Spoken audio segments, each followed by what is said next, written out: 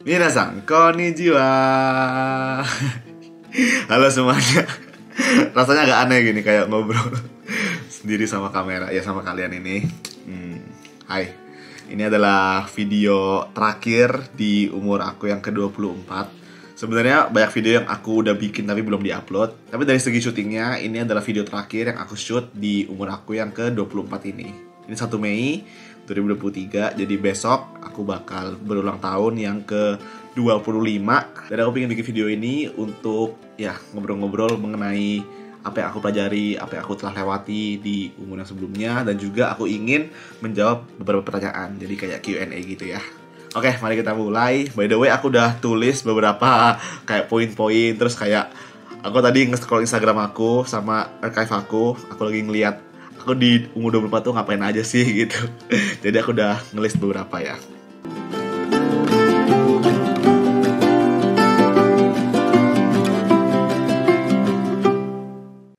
Oke, yang pertama adalah lulus kuliah. Sebenarnya lulusnya pada saat aku umur 23. Cuma di umur 24 ini aku menjalani most of my life itu gak jadi mahasiswa. Dan ini adalah tahun pertama aku gak menjadi mahasiswa. Jujur, perasaannya seru, tapi bingung juga gitu. Bingung as in, aku ini bener gak sih milih jalan ini gitu. Sambil aku terus bekerja, sambil terus produktif, some part of my life itu terus mempertanyakan apakah ini jalan yang benar, apakah pilihanku ini benar atau enggak. Dan mungkin itu yang sering disebut quarter life crisis ya. Jadi ketika aku lagi gabut misalnya, ketika aku lagi habis selesai kerja, ketika aku lagi kayak sendiri di kamar, terus jam-jam overthinking kayak jam 1 pagi, jam 2 pagi gitu, kadang-kadang aku kepikiran kayak apakah pilihanku ini benar gitu. I think it's a normal thing untuk mempertanyakan gitu, apakah kita ini milih yang benar atau enggak, apakah pilihan pekerjaan atau pilihan jurusan atau pilihan hidup yang kita pilih ini benar atau enggak. Cuma yang terpenting adalah kita terus melakukan apa yang sekarang menjadi tanggung jawab kita gitu. Jadi kita nggak neglect our responsibilities, cuma kita terus melakukan itu sambil terus mencari jadi diri kita sebenarnya di mana, atau panggilan hidup kita tuh kemana sih gitu. Ya, menjadi orang dewasa, proses adulting itu nggak mudah ya. Jadi semangat buat kita semua. Oke, lanjut. Setelah lulus, aku dan Waseda Boys bikin project keliling Indonesia, WBIT, Waseda Boys Indonesia Trip. Kita keliling ke 10 kota di Indonesia dan bener-bener belajar banyak hal yang baru gitu. Pergi ke tempat baru, cobain makanan baru, belajar budaya baru. Dan aku sendiri sadar bahwa Indonesia tuh seberagam itu dan sebagus itu. Dan setelah keliling itu, aku semakin semangat untuk memperkenalkan Indonesia ke orang-orang di luar negeri gitu. Kayak, Indonesia tuh bagus banget, kalian harus bener-bener coba datang ke Indonesia gitu.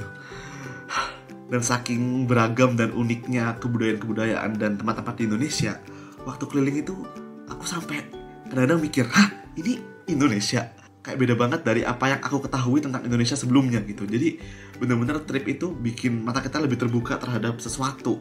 Dan bener-bener sih, Indonesia itu keren banget ya. Dan aku semakin yakin bahwa seluruh keberagaman dan perbedaan inilah yang menjadikan Indonesia unik dan menarik gitu.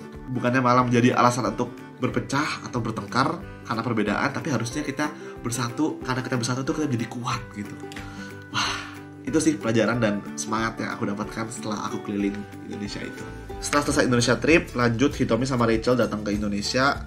Terus mereka coba banyak hal tentang Indonesia dan bersyukur kesan mereka terhadap Indonesia tuh baik banget, bagus banget. Dan katanya mereka bakal balik lagi suatu saat. Ya, aku bersyukur sih mereka punya kesan baik terhadap Indonesia. Lalu di umur 24, aku bersyukur banget bisa dipercaya untuk bekerja sama dengan banyak brand. Ada yang eksklusif, ada yang juga menjadikan aku brand ambassador kayak Piatos, Samsung, Promak, Tokopedia, dan lain-lain. Terima kasih banyak atas kepercayaannya.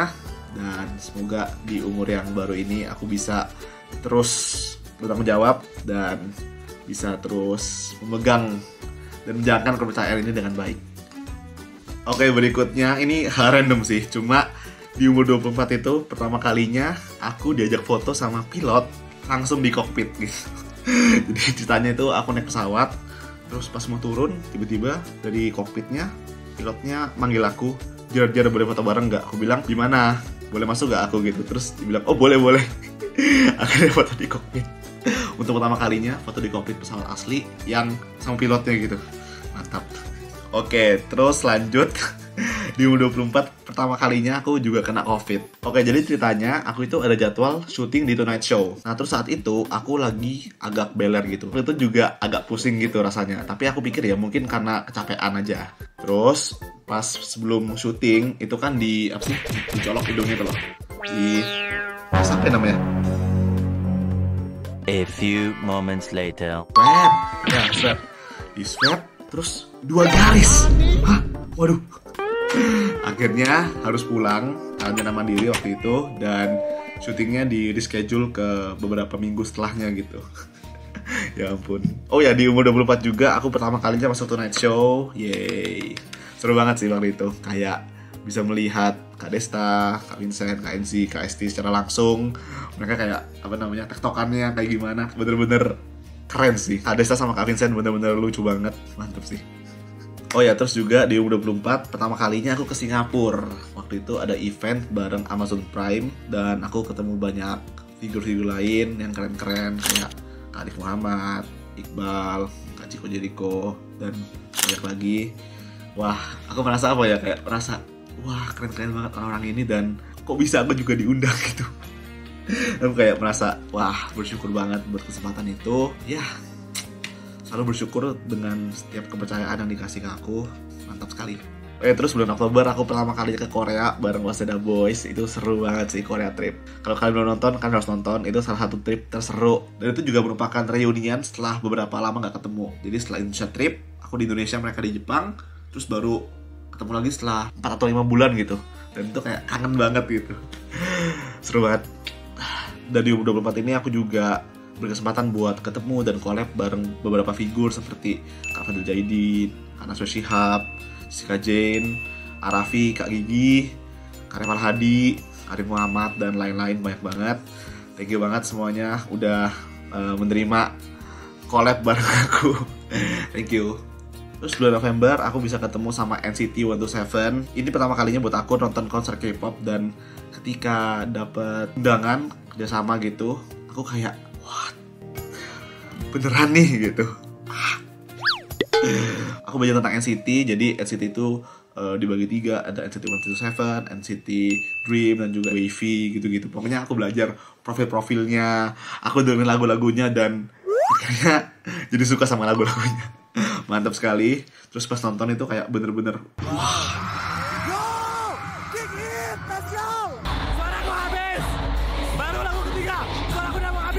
Keren banget konsernya. Dan pas ketemu juga membernya humble-humble, terus kayak seru-seru gitu, jadi kayak temen. Apalagi waktu itu Kak Yuta kan orang Jepang. Jadi dia ngomong bahasa Jepang ke aku, terus jadi ngobrol gitu. Jadi ngobrol bahasa Jepang. Wah, seru banget sih waktu itu. Dan waktu itu sempet kasih batik ke mereka dan Kak Taeyong itu pakai. Besokannya mereka balik ke Korea, dipakai batiknya, dan itu masuk ke media gitu kan. Bahkan dia ngepost dia pakai batik gitu. Itu bener-bener kaget sih aku. Bener-bener dipakai dan bahkan sampai di post gitu. Wow. Terima kasih NCT 127 dan SM Entertainment. Mantap. Terus setelah itu aku ke Singapura lagi untuk acara YouTube Fan Fest. Dan di acara itu aku main piano, terus Tomo nyanyi, terus aku main gitar, beatbox, terus juga ada Bang Ian main piano. Wah, itu pengalaman yang bener-bener wadidaw karena itu di panggung gede banget. Habis itu banyak banget penontonnya dari berbagai negara. It was my first time ever nyanyi di panggung secara live, terus kayak ditonton banyak orang gitu. Kayak biasanya aku itu kalau ngomong kan ya di depan kamera ini, atau enggak ke panggung pun biasanya kan talk show atau seminar gitu kan, bukan yang nyanyi, bukan yang performance gitu. Wah, rasa deg-degannya luar biasa sih. Tapi bersyukur bisa lancar, dapat banyak apresiasi juga. Terima kasih banyak. Aku juga pertama kalinya ke Eropa, itu waktu itu kerjasama sama Red Bull. Kalian lihat kan video yang aku terbang di pesawat itu. Wah, itu bener-bener pengalaman yang sangat-sangat wadidaw sih. Wah, kalau inget rasanya lagi kayak deg-degannya, terus kayak dinginnya pipi ini karena dihantam angin kan. Itu dingin banget, terus anginnya juga kenceng banget kayak gitu. Itu wah, sampai pipiku beku guys. Sampai setelah aku turun dari pesawat itu, kayak aku nggak bisa ngomong. Dia kayak pas ditanya itu aku kayak gitu. Aku nggak bisa ngomong karena mulutku aku beku karena dingin banget. Kalau disuruh ulang mungkin aku bakal ulang, tapi kalau bisa jangan sedingin itu ya. Karena aku pribadi suka maco adrenalin, cuma kalau yang kemarin itu dingin banget, jadi sakit. Terus Desember tahun lalu aku dapat 10 juta subscribers, thank you banget semuanya. Wah, bener-bener kayak setiap kali aku dengar 10 juta subscribers itu kayak masih mimpi rasanya gitu, kayak unreal sih ini kayaknya aku mimpi deh gitu. Terima kasih banyak sekali lagi buat semua dukungannya, supportnya selama aku berkarir di dunia ini. Terus juga di umur 24 untuk pertama kalinya aku nonton pertandingan badminton secara live di Indonesia ya. Waktu itu acara Daihatsu Indonesia Masters. Terus ketemu beberapa atlet Indonesia. Wah, dari aku kecil aku sering nonton pertandingan badminton, tapi cuma dari layar gitu loh, dari TV atau dari HP gitu kan, dari YouTube. Nah, pas aku beneran datang secara live, pukulan mereka itu kayak jauh lebih kencang daripada yang di YouTube gitu, yang di layar. Yo ayo, keras banget. Dan aku kan sempat datang pas mereka tes lapangan, itu juga aku selama ini pas main badminton, aku merasa smashku itu udah kenceng. Tapi pas dibandingin sama waktu itu ada Kak Hendra Setiawan, Kak Ciko, smash, kayaknya smashku itu kayak upil kayaknya smashku itu pukulan biasanya mereka gitu. Gila sih, wah keren banget. Terus juga di umur 24 aku dapat penghargaan Fortune 40 Under 40, thank you so much. Dan di umur 24 ini aku dapat kesempatan untuk menjadi speaker di berbagai event, jadi bintang tamu. Terus juga aku pertama kali jadi speaker di UI. Wah, thank you banget semua atas kesempatan yang diberikan. Dan di umur 24 aku sudah mulai bikin project baru, yaitu Ghost to School yang udah tayang beberapa. Sudah syuting beberapa juga tapi belum tayang. Dan juga ada World Trip. Nah, World Tripnya baru 3 negara sih. Jadi abis ini bakal World Trip lagi ke berbagai negara, sama Otsuka juga ikut. Dan dari 3 negara ini ada Thai, Vietnam, India. 3-tiganya seru banget. Tapi yang paling berkesan buat aku yang di India sih. Wah, itu seru banget. Nanti kalian tonton ya. Oke, itu adalah recap tentang apa yang sudah aku lewati dan aku lakukan selama umur 24. Katanya senang-senang doang, tapi tentu saja tidak. Ada banyak kejadian, ada banyak hal yang mungkin kalian tahu dan mungkin kalian nggak tahu, yang bikin aku ngedown. Tapi dari situ aku belajar banyak untuk menjadi orang yang lebih dewasa, jadi orang yang lebih berhati-hati ke depannya ketika ingin membuat sesuatu, mengatakan sesuatu, jadi orang yang lebih berpikir ketika mau melakukan sesuatu gitu. Apakah ini baik, apakah ini bisa disalahpahami? Karena aku belajar bahwa meskipun maksud kita baik, meskipun kita nggak punya maksud buruk, tapi ketika penyampaian itu tidak dengan baik atau penyampaiannya itu kurang pas, maka esensinya itu juga bisa hilang gitu. Bisa muncul kesalahpahaman, bisa muncul persepsi lain, dan juga bisa muncul misinterpretasi gitu. Jadi dari pengalaman aku di umur 24 ini, aku belajar untuk lebih bertanggung jawab lagi, menjadi pribadi yang lebih bijaksana lagi ya, lebih berhati-hati juga dalam melakukan sesuatu. Karena apapun yang kita lakukan itu pasti punya dampak tertentu, dan kita harus memikirkan dengan baik dan secara matang, khususnya apa yang kita posting atau apa yang kita lakukan di sosial media. Dan yang aku pelajari juga di umur 24 ini adalah ketika aku bisa pergi ke Eropa, ketika aku bisa mendapatkan kepercayaan dan tanggung jawab yang besar, itu aku gak melakukan sesuatu yang luar biasa. Aku cuma melakukan hal kecil dengan konsisten. Aku setia dalam perkara-perkara kecil, dan ada pepatah mengatakan ketika kita setia dalam perkara kecil, maka Tuhan akan memberikan perkara yang lebih besar gitu. Ketika yang kecil aja kita nggak bisa, masa Tuhan kasih yang lebih besar? Karena aku percaya Tuhan itu kasih sesuatu kepada kita itu yang sesuai dengan kapasitas kita. Misalnya kapasitas kita cuma gelas 300 ml, terus Tuhan mau kasih 1 liter gitu, pasti tumpah, pasti pecah gelasnya. Tuhan tahu kapasitas kita tuh belum bisa untuk menerima 1 liter itu. Yang harus aku lakukan adalah aku harus berjuang terus untuk memperbesar kapasitas diri aku dengan melakukan hal-hal kecil secara konsisten ini, sehingga kapasitas diriku makin lama makin besar dan aku siap untuk menerima 1 liter itu. Itu yang aku pelajari di umur 24 ini.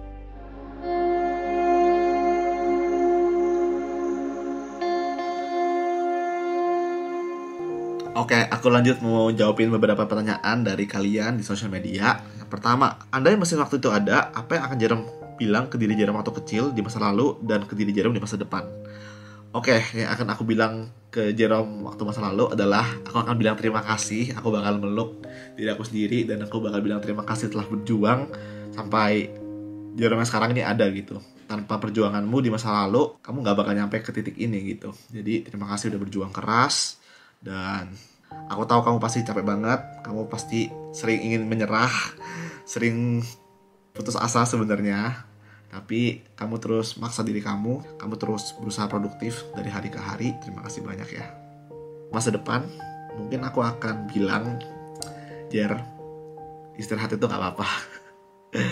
Kamu gak harus terburu-buru, kamu gak dikejar siapapun. Kamu juga harus punya waktu untuk dirimu sendiri, kamu harus mencintai dirimu sendiri, kesehatan itu penting. Jadi kamu boleh produktif, tapi jangan lupa istirahat. Oke, Jer? Oke, pertanyaan berikutnya. Nanti pas lanjut S2, apa bakalan tetap ambil jurusan matematika? Aku sih rencananya ngambil jurusan edukasi. Tapi mungkin edukasi yang lebih luas. Ya, kayak mungkin manajemen atau manajemen sekolah dan sebagainya. Atau leadership juga gitu. Jadi mungkin seputar itu. Berikutnya, setelah Waseda Boys berpisah, apa kegiatan selanjutnya yang Bang Jer pengen untuk konten YouTube? Jujur, aku belum kepikiran. Mungkin ketika aku S2 nanti, aku akan bikin vlog-vlog gitu. Cuma mungkin gak seintens ketika aku S1 atau ketika sekarang ini aku jadi full-time content creator gitu. Tapi untuk sekarang, aku akan fokus untuk road trip dan goes to school. Gitu sih. Ya, doain aja teman-teman. Goals apa yang sudah tercapai di usia 24? Jadi sebenarnya untuk goals, aku itu punya wishlist gitu di HP aku bikin notes kayak pingin apa gitu. Dan dari umur 24 ini, kayak misalnya pergi ke Eropa, terus naik pesawat terbang itu yang di atas pesawat, terus pergi ke Singapura, ikut YouTube Funfest dan sebagainya, itu merupakan impian aku sih gitu. Ada di wishlist aku, jadi aku berhasil mencentang. Wishlist lain yang aku punya dan sudah terpenuhi, puji Tuhan, aku udah punya mobil sendiri sekarang di Jakarta. Terus aku baru-baru ini bisa ngewujudin keinginan mama aku buat naik cruise ke Singapura. Dan sebenarnya ini nggak di umur 24, tapi masih proses sampai sekarang, yaitu bikinin papa-mama rumah dan juga beliin papa-mama mobil. Itu sih bucket list yang udah terpenuhi, puji Tuhan. Tapi ada goals yang aku gagal di umur 24 dan aku ingin capai di umur 25. Ini adalah ultimate goals yang mungkin kalian udah bosan dengernya.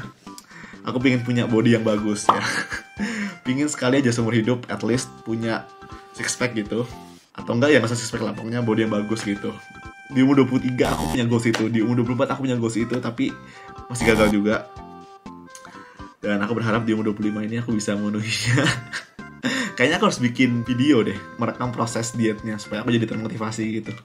Karena memang kadang-kadang kita harus punya motivasi lain yang mungkin gak berhubungan dengan apa yang sedang lakukan. Tapi ketika itu memberikan semangat ke kita, memberikan kita motivasi, harusnya ya kita juga bisa melakukan itu gitu. Jadi sebenarnya motivasi bisa ditemukan di hal yang sebenarnya gak berhubungan sama apa yang sedang kita lakukan. Ngomongnya enak ya, tapi ngelakuinnya susah sih, bener.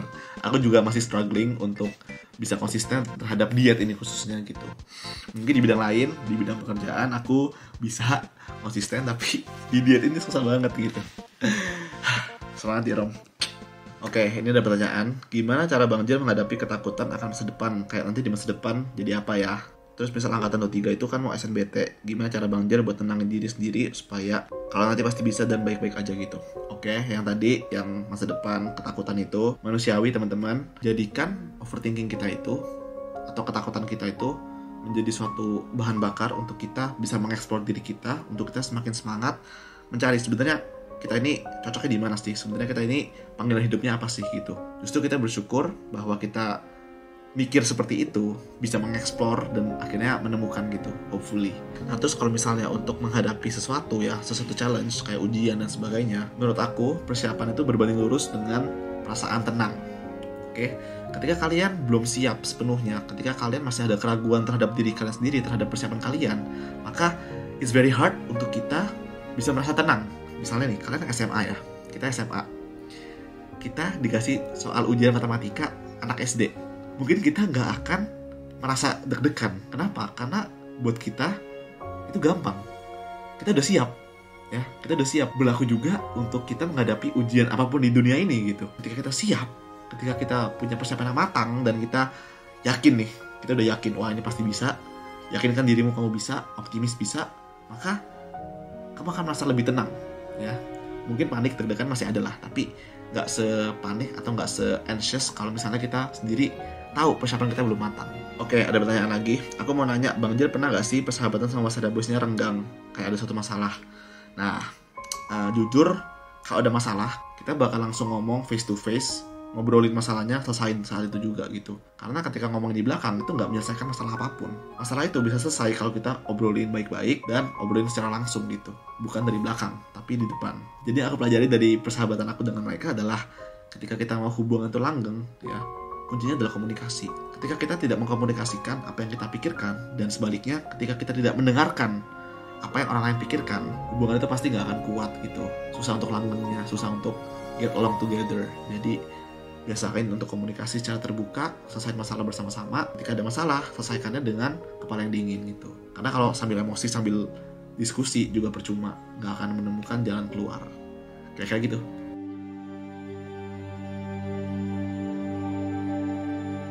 Oke, jadi begitulah kira-kira video ini. Dan mungkin aku akan bikin video kayak gini setiap aku mau ulang tahun. Kalau inget, ingetin ya. Jadi terima kasih teman-teman semua kalian yang sudah menemani aku di umur yang 24 ini. Terima kasih buat semua support, semua kritikan, saran yang bikin aku jadi pribadi yang lebih baik lagi. Semakin dewasa, aku belajar banyak hal. Terima kasih sudah menjadi bagian dari hidup aku. Dan aku harap di umur yang ke-25 ini aku bisa menjadi orang yang lebih baik lagi dan bisa mencapai goals aku, yaitu diet. Dan aku bisa menyelesaikan project Goes to School dan juga road trip dengan baik. Dan goals-goals lainnya yang aku tulis secara pribadi, doain aja yang baik-baik ya teman-teman. Thank you. Kalian juga semangat, oke? Oke, kalau gitu sekian video kali ini. Buat semua sudah menonton, arigatou gozaimashita. Mata nih, mantapu, jiwa.